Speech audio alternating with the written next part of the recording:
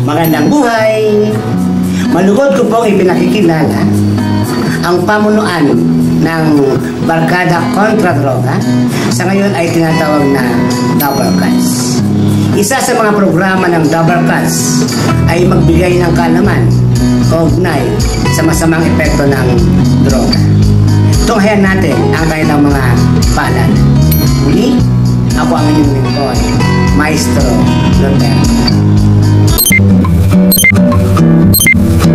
Kasama ang ESP Club, inihanda namin ng isang video patungkol sa drug awareness para sa inyo, Lucians, kaya't maghanda na kayong matuto.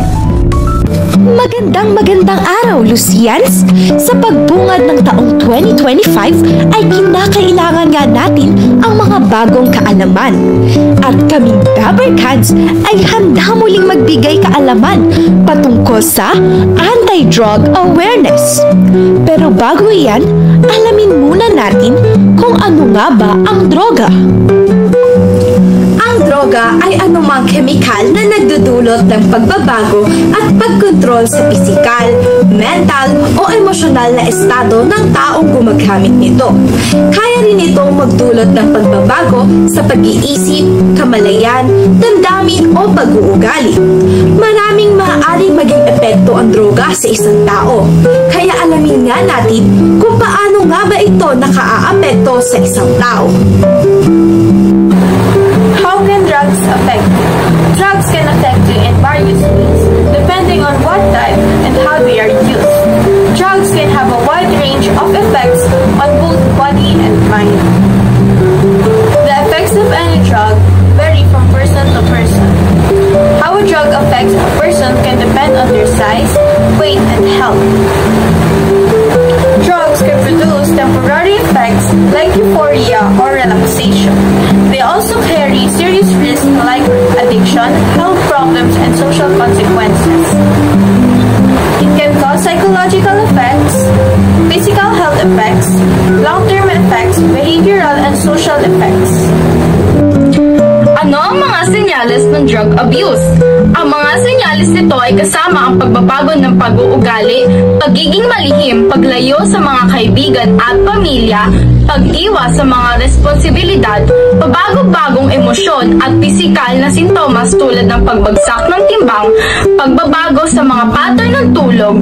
Ngayon, alamin natin kung paano maiiwasan ang paggamit ng pinagbabawal na gamot. Apat na paraan upang makaiwas ang mga kabataan sa paggamit ng droga. Una, iwasan ang tukso o impluwensya ng mga kaibigan. Ikalawa, iwasan ang paggamit ng mga iligal na droga. Ikatlo, humingi ng tulong sa mga profesional. At huli, mamuhay ng malusog at may balanseng pamumuhay.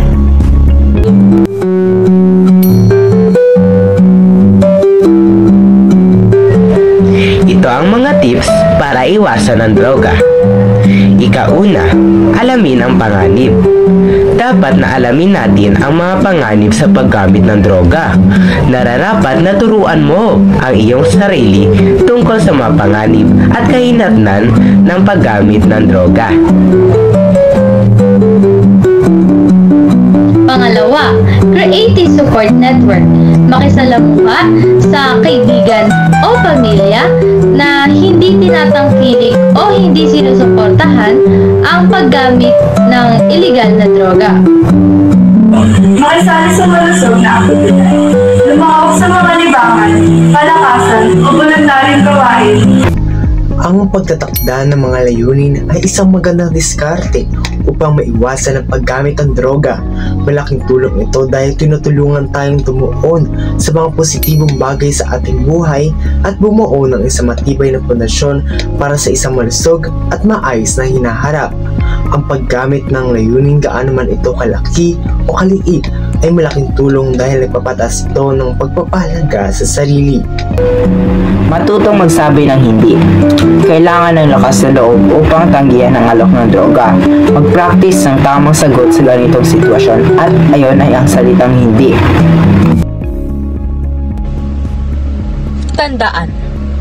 Una, Hindi ikaw ang umaabuso sa droga, bagkus ang droga mismo ang umaabuso sa iyo, mula sa katawan hanggang sa isipan.